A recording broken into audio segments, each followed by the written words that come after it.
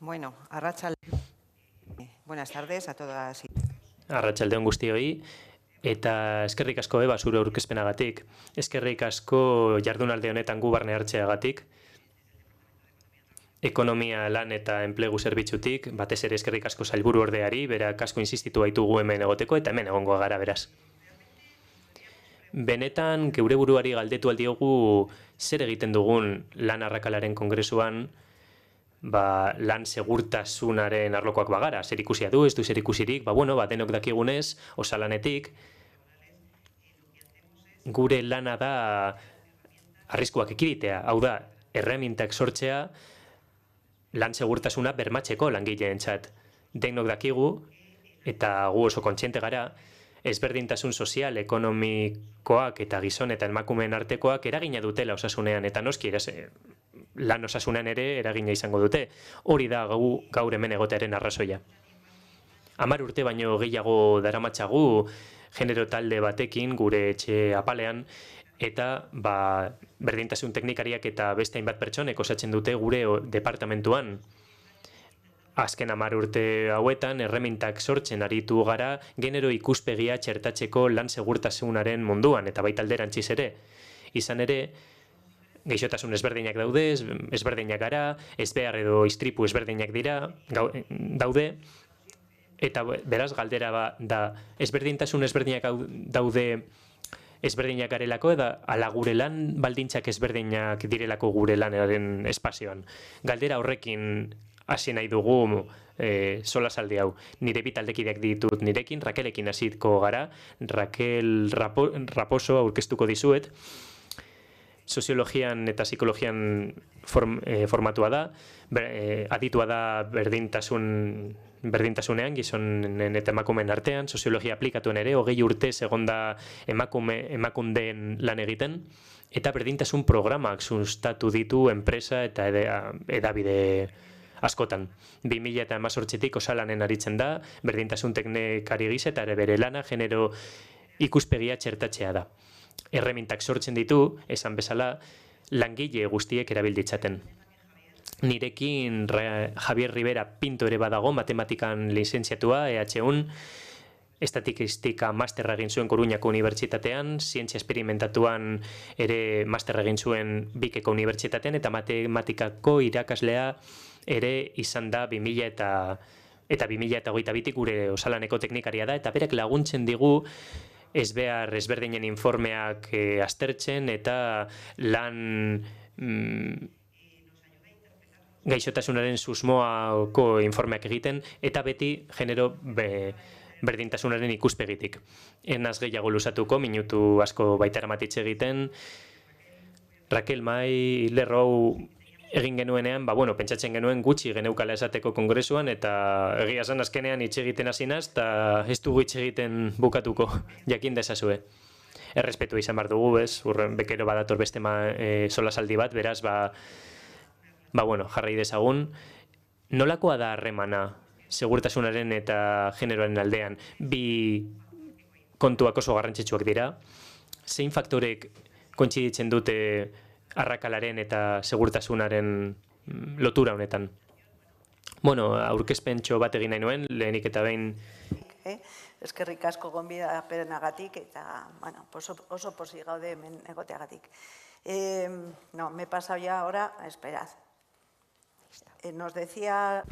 Pasatu inaz, Lurdesek esan digu zein lotura dagoen lan arrakalaren eta segurtasunaren artean. Osasuna oso garrantzitsua da, eta soldata lanaren baldintza oso handia da, eta lan berdintasuna beste baldintza bat da, eta horrek eragina du lanaren arloan, eta noski horrek eragina du lan arrakalan.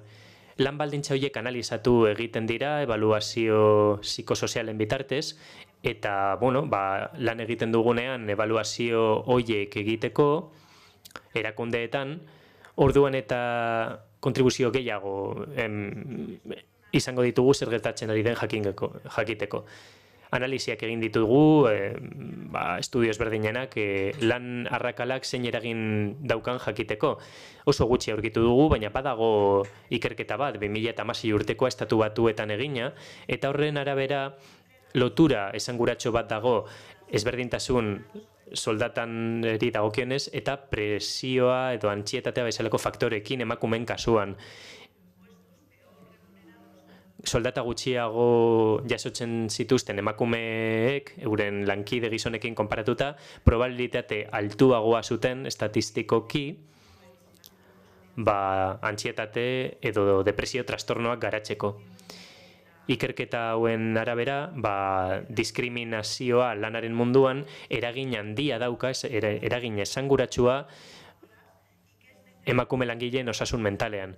Beraz, enpresa politikak garatu egin behar dira, kudeatu egin behar dira, genero ikuspegia kontuan hartuz beti.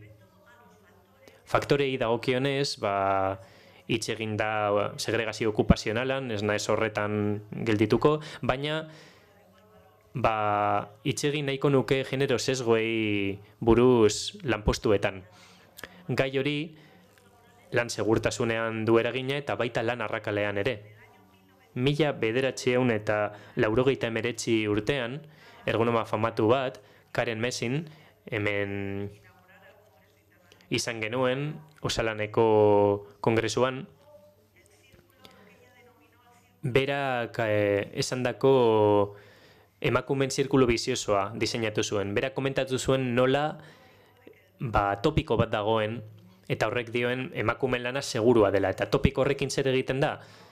Ez dira pauta nahikoak ematen lan horiek garatzeko, eta horren ondorioz ez dira prebentzio programak martxan jartzen lan hori baldintza seguruetan eta osasuntsuetan garatu ahal izateko. Prebentzio programa horiek ez daudenez, emakumeen arrisku horiek inbizibilizatu egin dira, eta horrek zer eragiten du? Emakumeak kexatu egiten direnean, badirudi batzuetan dela euren hormonengatik edo euren irudimenagatik. Horren ondorioz, kexak errefusatu egiten dira, eta ez da arazo honetan sakontzen topikoak irabazten du. Baina, gu nahiko ausartak garenez, ausartu gara, haratago pentsatzen. Pentsatu nahi dugu zer gertatzen den lan arrakalaren esparroan, lan berdintasunari dagokionez.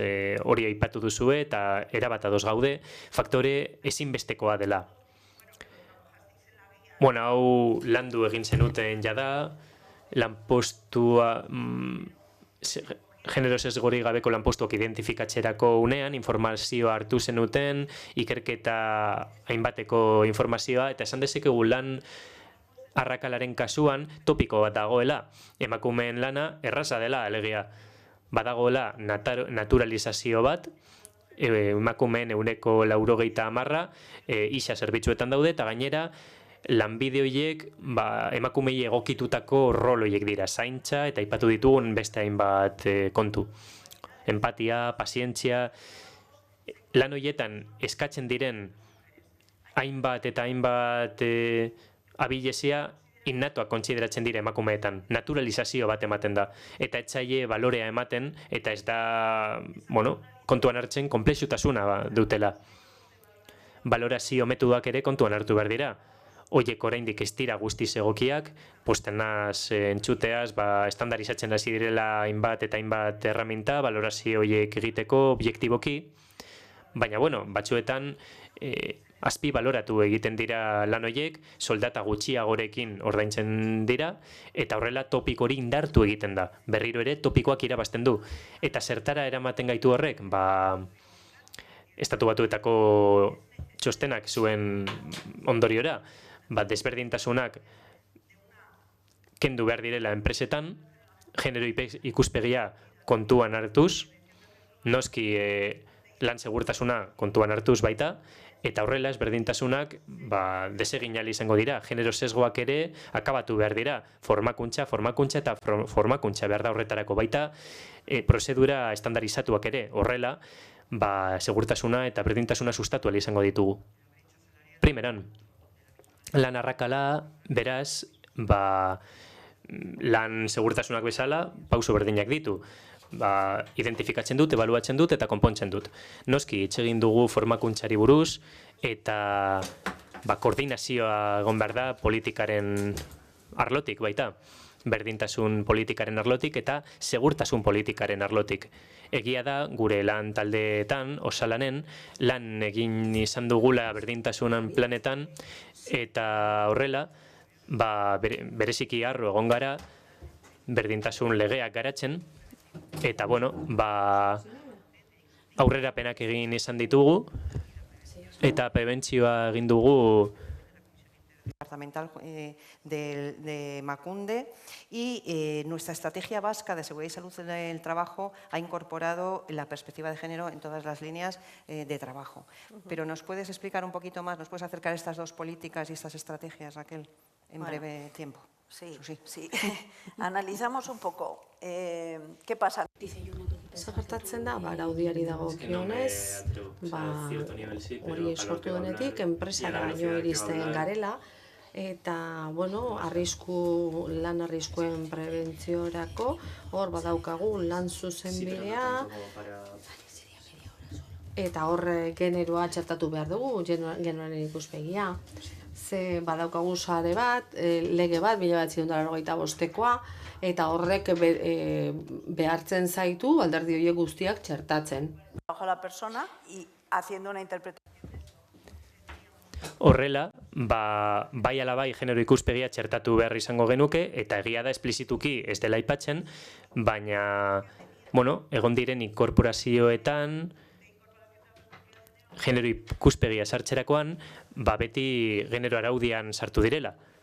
Eta, bueno, beti sesgoiek egon dira, ezta? Haurdunaldiak egon dira, hori bai, baina gero, administrazioan kontu batzuk aipatu dira, honi buruz, baita sexu jasarpena, eta bueno, horrek pausoak eman ditu aurrera jarraitzeko eta lan segurtasuna sendotu ahal izateko. Egia da baita, garapenak egin direla, hori aurrera egiteko eta pausoak emateko. Eta partxeak egon dira lan segurtasunean, baita zentzu honetan, sexu jasarpenaren aurka egiteko, hori estatu mailan egia da hor dagoela lege kompetentzia, eta autonomia mailan Lurdesek aipatu duena dago. Artikulu bat sartu dela, 43a horretan laguntzeko. Estrategia mailari dagokionez, antzeko gauza bat pasatu da, 2021-2026ko estrategia egon da, feminizatutako kolektiboak daudela, genero ikuspegia, horiek aipatu ziren, baina estrategia hau garatzen hasi zenean, aktore guztiekin, aktore sozial guztiekin, hor izan da genero ikuspegia garatu den unea zehazki. Berdintasun estrategian, 2030 estrategian, lehen aldiz, inkorporatu eginda helburu espezifiko bat, genero ikuspegiarekin aurrera egitea. Hau da, mantendu izan da elkarrizketa hori eta elkarrizketa sendotu eginda urteak pasatu ahala. Enpresa mailari buruz hitz egiten badugu, 2021 urtean lan bat egin genuen analizatzeko zein genero faktorek zuten harremana segurtasunarekin eta osasunarekin. Eztabaida taldeak egin ziren, ikerketak egin ziren, jakitunekin, berdintasun eta segurtasun jakitunekin, eta gai gako bat egin zen, eta zera zen, koordinazioa falta zela berdintasunaren eta lan berdintasunaren arloan. Aurreko hitzaldietan ere aipatu izan da. Hori ikusten dugu, prebentzioaren arlotik, etxelako kontuan hartzen, zeintzuk ziren diagnostikoak berdintasunan planetan. Horrek informazio privilegiatua emango liguke emakumeen eta gizonen lan baldintzei buruz, eta horrela ikusi ahal izango genuke zein den arriskuak izateko probabilitatea ondorioiek hobetu ulertu ditzaten euren osasunaren ondorioak. Berdintasunaren arloan ez da kontuan hartzen ebaluazio psikosoziala kontuan hartu behar direla. Lehen esaten genuen bezala, galdetu behar diogu geure buruari zer gertatzen da soldatarekin, zer gertatzen da diskriminazioarekin.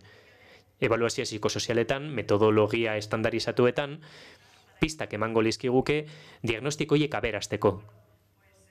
Beraz, zentzu horretan, erantzuna izango litzateke, hitz egiten jarraitu behar dugula, elkarrizketak sortzen jarraitu behar dugula, politika horiek sendotzeko, eta horrek ezberdintasunak kentzen lagundu halko ligukeela, eta baita langileen osasuna hobetzen.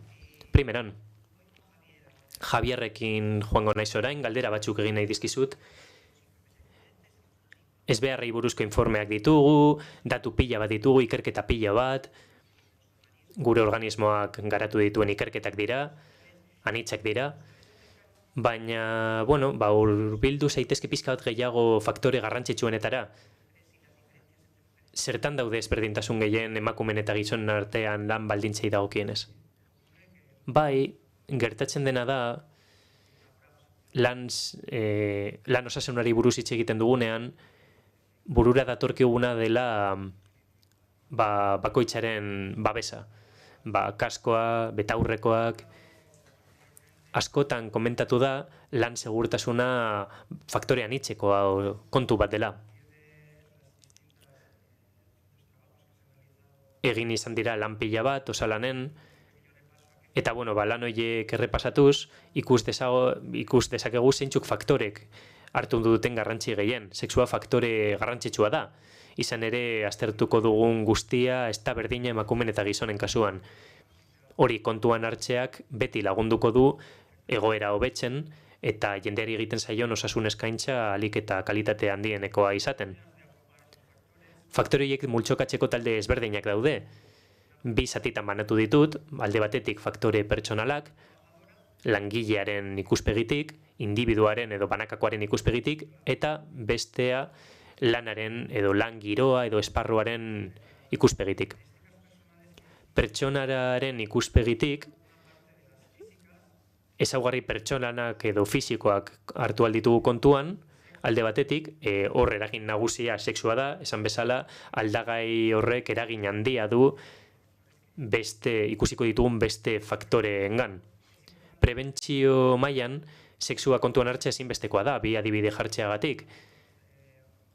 Ekipamendu asko, hainbat lanetan, sexu maskulinoaren arabera eraikitzen dira. Babes ekipamendu hauek emakume batek erabiltzeak, ez behar kopurua handitzen lagundu dezake. Izan ere ez dago egokituta emakume batentzat, ekipamendu hori. Ikerketa batzuek gainera esaten dute efektu psikologikoak egon daitezkela sustantzia batzuen kasuan eta efektua ez dela berdina gizonetan eta emakumeetan. Lehen hitzaldiren batean aipatu izan da, hori kontuan hartu behar da, osasun hobea eskaini ahal izateko. Badago beste ezaugarri fisiko garrantzitsu bat, adina. Osalanen medikuntza eta ikasle asko dago, eta batzuetan zer egiten dugun azaltzen dugunen galdera bat egiten diet. Nork uste duzue daukala intzidentzia handiagoa ez beharren kasuan, ez?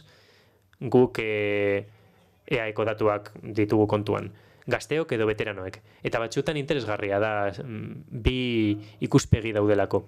Batzuk esaten dute, pertsona gazteak fisikoki indar gehiago daukatela, gehiago irauten dutela lan egiten, eta zailagoa dela haiek istripuak izaten. Bestalde badaude kontrakoa pentsatzen dutenak. Jende nagusiak desgaste fisiko handia daukatela, eta horrek istripuak izateko aukerak handitzen direla. Baina, bestalde egia da, esperientzia gehiago daukatela, eta ez behar horiek nola ekiditu badakitela. Matematikarekin eta zenbakiekin zerikusia duten galderek trampa dute, eta honek ere bai. Ikus dezakegu, sexuaren arabera, egoera bat edo beste bat suertatzen dela. Grafiko honetako eskerraldean ikus dezakegu zenbat eta adin handiagoa izan, gero eta istripu gutxiago egoten direla grafiko honetan islatzen da, hala dela, eta bestalde, gazteak direla istripu gehien dituztenak. Emakumeen kasuan, ez da ezberdintasun hori ikusten. Edo gutxienez ez da ezberdintasun hain argia. Ikus dezakezuenez, 3 lerroak oso elkartuta daude, eta ikusten duzuen nola ez dagoen ezberdintasun handirik adin talde ezberdinetan. Beraz, sexua eta adina faktore gakoak dira. Batzuetan lan baldintzak hartzen ditugu kontuan soilik, eta egia da batzuetan zaila dela lanaren eta bizitza pertsonalaren muga ezberdintzea, baina badaude faktore sozial garrantzitsuak eta horiek eragina dute pertsona langilearen gan. Nazionalitatea bada beste faktore bat. Kultura, egoera soziala eta abar. Lan egiterakoan ez da berdina izango lan egitea zurea ez den esparru edo kultura batean. Euskal Herriko Unibertsitateko PIK taldeak txosten bat sortu du, eta horretan azterketa bat egiten da, emakumeen eta gizonen arteko ezberdintasunak ikusteko arlo honetan, eta hainbat ondorio ateratzen dira txosten honetatik.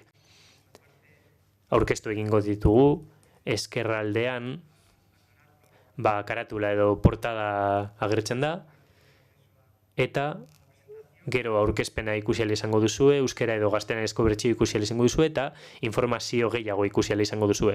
Orokorrean, pertsona migratzaileek aldi baterako kontratazio gehiagoko lanak dituzte. Gainera ez da erraza maila igotzea lan horietan haientzat. Eta euren lanak orokorrean ez dira lan oso kualifikatuak. Normalean ez dira lan oso teknikoak.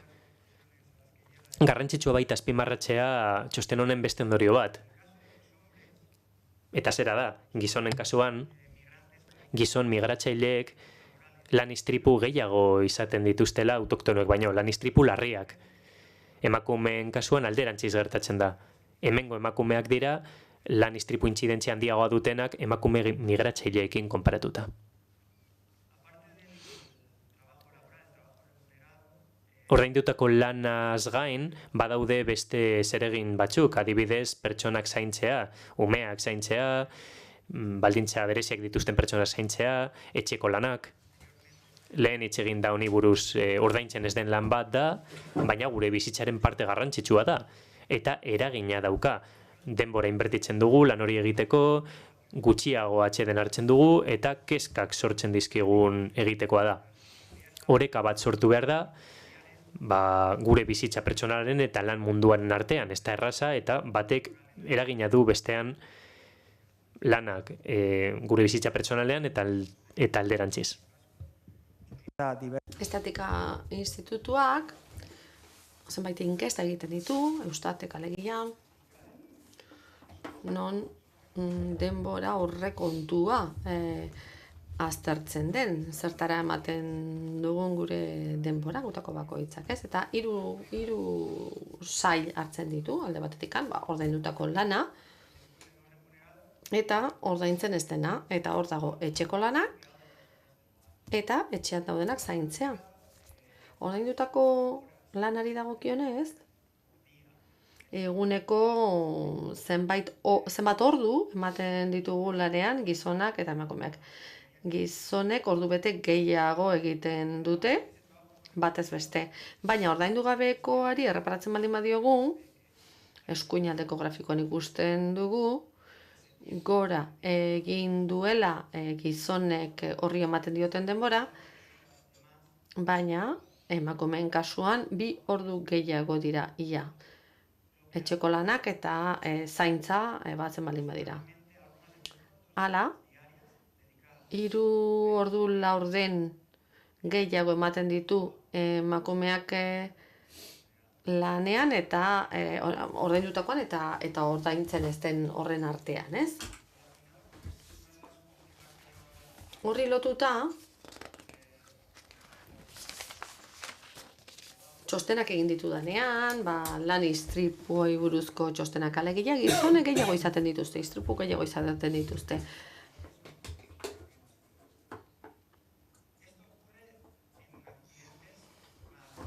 Hori lanean ari diren bitartean, ezta? Lantokian gauden bitartean. Aldiz, deigarria da, ezkerreko grafiko horretan ikusten denean. Initin ere diren istripu hoiek, lanera bidean edo lanetik bueltan gertatzen diren hoiek, hor emakumeek istripu gehiago izaten dituzte. Beraz, hor zerbait gertatzen da. Initin ere istripuei buruz pentsatzen dugunean da, trafiko istripuak, ezta? Alde batera jartzen baldin baditugu horiek eta bestelakoak beste aldean hartu, eskuineko grafikoan ikusiko duzue, gizonek lan istripu gehiago izaten dituztela, harako bidean eta bueltan emakumeak baino. Orduan, zein galdera da, zen olako lan istripua dauzkate emakumeek initin ere, trafikokoak ez baldin badira? Bihurritzea, erorikoak, esgintzeak. Orduan, galdera bat sortzen zait. Hau lotuta dago lehen aipatu dugun horrekin, alegia. Zenbat denbora ematen dieten emakumeek ordaindu gabeko denbora horri dagokionez, alegia azkarrago joan izatea, presaka ibiltzea, horren bila joan, jaso eta bar, galdera hori hor utziko dut, zabalik, behar bada zuetakoren batek erantzuteko modua izango baitu. Gusteko, istripu horietan ze alde dagoen. Sustantzia batzuk erabiltzeari buruz, kokaina, kanabis, alkohola, eta adikzioak sortu gabe ere eragin bat dauka osasunean eta baita lan osasunean ere. Eusko Jaurlaritzaren osasun sailean urtero txosten bat egiten da adikzioei buruz.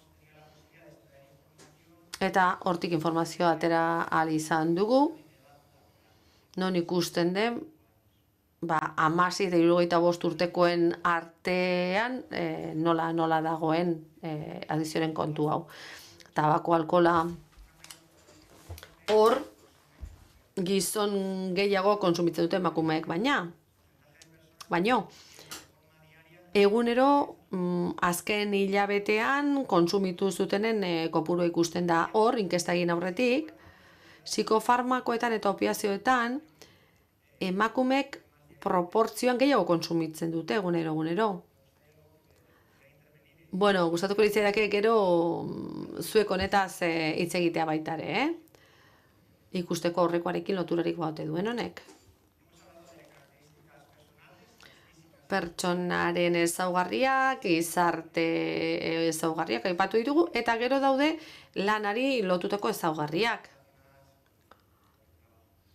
Lanarekin dute, beraz, lotura ezaugarri horiek. Adibidez, lan eskarmentua, gradu bat omen da, eskarmentua edo esperientzia, ala esaten da. Lehen urtean, lanera zoazen lehen urtean, emakumeek eta gizonek 30% istripu kopurua gertatzen da. Bai emakumeengan eta bai gizonengan. Orduan, arriskuen prebentzioan hori kontuan izan behar da. 30% kopuru hori. Sektorea ere garrantzitsua da.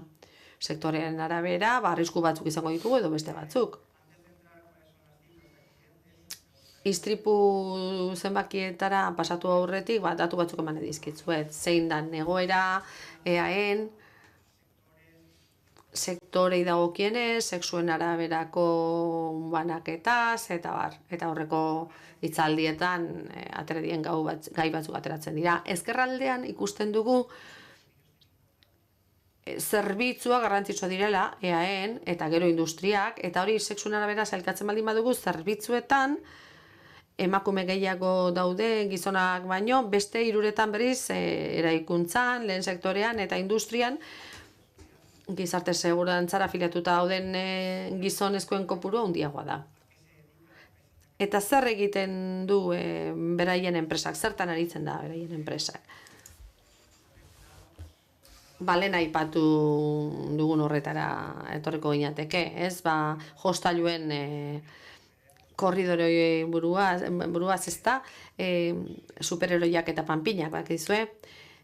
Emakumeen kasuan hori ikusten dituzuen datu horietan, zenbait jarduera daude, zaintzarekin eta hezkuntzarekin zerikusia dutenak, eta hor emakumeak dira nagusi. Aldiz, gizonen kasuan, eraikuntza, industria edo garraioa dira nagusi.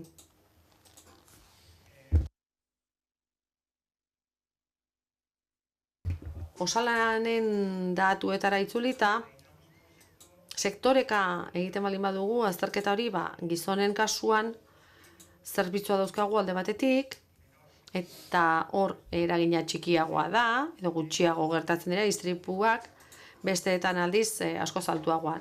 Nahiko altua emakumeekin alderatuta batez ere. Hor ikusten da, industria historikoki intzidentzia handienekoa izan dela, hori ikusten da, baina ez dago gizonen kasuan bezain urrun. Zerbitzuen sektorean, altuagoa da gizonena, baina hala ere proportzioa antzekoena hemen da. Gaixotasun profesionalei dagokienez, hemen ere sektoreen arabera aldeak daude, eta zen nolako gaixotasun profesional diagnostikatzen dira. Giharrekin eta zurrekin zer ikusi dutenak, eta hor bai gizonetan eta bai emakumeetan. Sentitzen dut, baina ja bukatu egin behar da. Galdera bat. Gu prebentzio erakunde bat gara, eta hipotesi batzuk atera ditugu, txostenetatik, baina prebentzio alegina egin dezakegu zenbait sektoretan non jende gehiago dago inplikatuta, orduan guk zer egin dezakegu, norantz edo zertan zentratu behar dugu.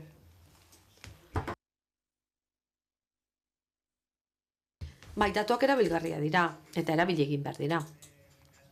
Egia da, gaixotasun profesionalen txostenean dagoela indize bat epidemiologian,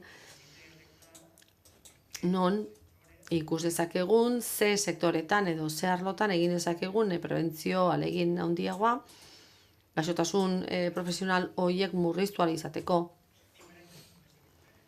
Aldeak daude gizonen eta emakumeen artean, gizonen kasuan, metalezko produktuak industrian, eta emakumeen aldetik berriz ere zaintza jarduerak, hezkuntza eta komertzio txikia. Lehen aipatu ez dituan beste ezaugarri batzuk ere badaude kontuan hartu beharrekoak osasunari begira, lan osasunari begira, zenolako kontratua, temporalitatea, horri istripu gehiago goten dira, badira azterlanak lotzen dutenak gauez lan egitea, horrelako patologiarekin batzuekin, kardiobaskularrak adibidez. Eta gero badira beste batzuk, azterlanetik urrunago eratuko dena, giroa adibidez, hor bullyinga edo jazarpen soziala edo sexuala, eta gero soldata arrakala, horrek ere badu bere eragina, ez talako baloratua sentitzen. Ezberdintasunak, ekonomikoak eta bestelakoak, horiek, zer ikusia daukate osasunean, eragina dute osasunean. Bukatzeko, Rakel, datuak aipatu ditugu, hipotesiak bota ditugu, baina zer eskaini dezakegu? Zer daukagu gure erakundean enpresetako langilei eskaintzeko? Nola heldu genero ikuspegi horri? Ze gidalerroa eman ditzakegu? Lehenbizikoa. Gai hau interesatzen baldin bazaizue, gure taldean lantzen ari garen guzti hori, osalanen webgunean zitzilikatzen dugu, badago arriskuei emandako edo eskainitako zutabe bat, eta hori horra gertuko da guk egiten duguna, baina aurkitzen ditugun beste gauza batzuk ere bai. Orduan, animatzen zaituzte hori begiratzera. Kasuren batean, enpresa batek genero ikuspegia txertatu nahi baldin badu, lan arriskuen dokumentazio horretan, hor ere badugu nola lagundu.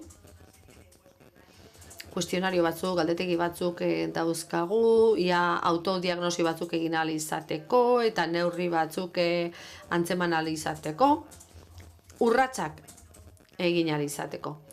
Dokumentu hori bideo batzuetan jaso dugu, labur bada ere, eta hor ikusten dugu ze 12 urrats egin behar diren, edozein enpresetan egin daitezkeenak, genero ikuspegia txertatu ahal izateko euskeraz, naiz gaztelaniaz daude, baita ingelesez ere, hauek lirateke. Lehenengoa, prebentzio politika definitzea, genero ikuspegiarekin, emakumeen parte hartzea sustatzea, prozesu guztietan, prestakuntza egitea generoen inguruan, ikusten duzue, neurri asko errepikatzen egiten direla. Lehen ere esan ditugunak, soldata arrakala desagertu dadin. Gero aldagai guztiak sexuen arabera aztertzea, gero bermatzea, prebentzio taldeetan ezagutza hori duten kidea gaudela ziurtatzea. Desberdintasuna arrisku faktore bat dela kontuan izan, eta saiatu behar dela hori desagerrarazten. Aztertu ze ezberdintasun dauden, baita biologikoak ere emakumeen eta gizonen artean. Estelako faktore soziala kontuan izan, gehiagizko lan zama, gero osasunari dagokionez, hor ere ze alde dauden, emakumeen eta artean ere behatu, eta osasun-sasuna ugalketaren aldetik ere landu emakumeetan bezala baita gizonetan ere. Adibide gisa, eta pixka bat animatzeko, bideoietako bat erakutsiko dizuegu, minutu eta piku irauten du, bi gehienez, eta hor esaten da, ze alde dauden emakumeen eta gizonen artean, eta, ikustazuen zenolako bideoak dauden, 12 urratxoi dagokienez. Diferencias de mujeres y hombres al evaluar los riesgos y a la... Ikusi ze alde dauden gizon eta emakumeen artean, prebentziorako lanean. Arrisku bera dauzkate gizonak eta emakumeak, eta modu berean berdinean eragiten diete, ikusi ze alde dagoen beraien artean eta beraien elkar eraginean. Arrisku guztiak ebalatu dituzu, ergonomikoak, psikosozialak, horiek sakon ebalatu behar dituzu. Kontuan izan, lantokiak, ekipoak, beste neurriak eta bar, gehien bat diseinatzen direla gizonei begira. Kontuan izan, eragin toxikologikoa ezberdin izan daitekela emakumeengan eta gizonengan. Kontuan izan, denborak ere pentsatuta daudela, erabateko disponibilitatea daukan batentzat, zaintza lanik egin behar ez duenarentzat. Kontuan izan, erantzun osteon muskularra ere ezberdin izan daitekela. Eta kontuan izan baita ere, gau ez lan egiteak eragin ezberdin izan dezakela biengan. Mila esker. Eta barkatu agobioa, ez da, denboraren aldetik. Ez dakik galderarik baute dagoen, zerbait aipatu nahi duzuen ez dakik denbora askori daukagun. Nik amaitzeko eta ondorio gisa esan nahi nuen lanean jarraitu behar dugula politikak integratzeko berdintasunen ikuspegitik. Genero perspektiba txertatu behar dugu, jakina, baiet ez dago beste modurik egunerokoan, eta ez soilik prebentzioaren aldetik, baizik eta jarduerak identifikatzerakoan. Eta azkenean prestakuntza eta heziketa giltzarria da, nik uste dute hala behar duela. Langileei, erdiko arduradunei, baina batez ere aurrei, neskamutilei. Eta ni oso harro nago gure taldeaz, gainera bertan gizonak ere badaude, eta oso pozik nago horregatik. Hau ez dagokigu bakarrik emakumei, asko dago egiteko, baina uste dute jarraitu behar dugula prestakuntza horretan insistitzen, berdintasunean eta